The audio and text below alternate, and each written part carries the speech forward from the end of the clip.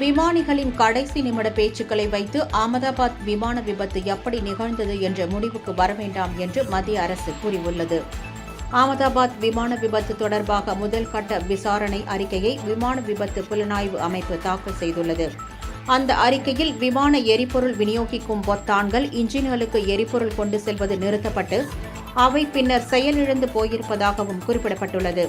அது தவிர விமானிகளின் கடைசி நேர உரையாடல்கள் மற்றும் அந்த உரையாடல்களில் இடம்பெற்ற விஷயங்கள் என்ன என்பது பற்றியும் குறிப்பிடப்பட்டுள்ளது. இந்த முதல் கட்ட அறிக்கை பல்வேறு தரப்பில் விமானத்தில் ஏற்பட்ட கோளாறை உறுதிப்படுத்துவதாக உள்ளதாக கருத்துக்கள் பரவின.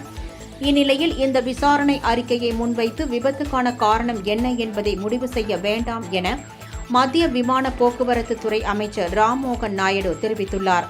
மேலும் அவர் கூறியதாவது, ஜூன் 12ஆம் தேதி நிகழ்ந்த ஏர் இந்தியா விமான விபத்து பற்றி சமர்ப்பிக்கப்பட்ட அறிக்கை முதல் கட்ட விசாரணை அறிக்கையே என்றும், இறுதி அறிக்கை மற்றும் விபத்துக்கான காரணத்தை கண்டறிந்து வெளிப்படுத்தும் முன் பொதுமக்களும் ஊடகங்களும் தாங்களாகவே வேறு ஏதேனும் ஒரு முன்முடிவுக்கு வந்துவிட வேண்டாம் எனவும் அவர் தெரிவித்துள்ளார்.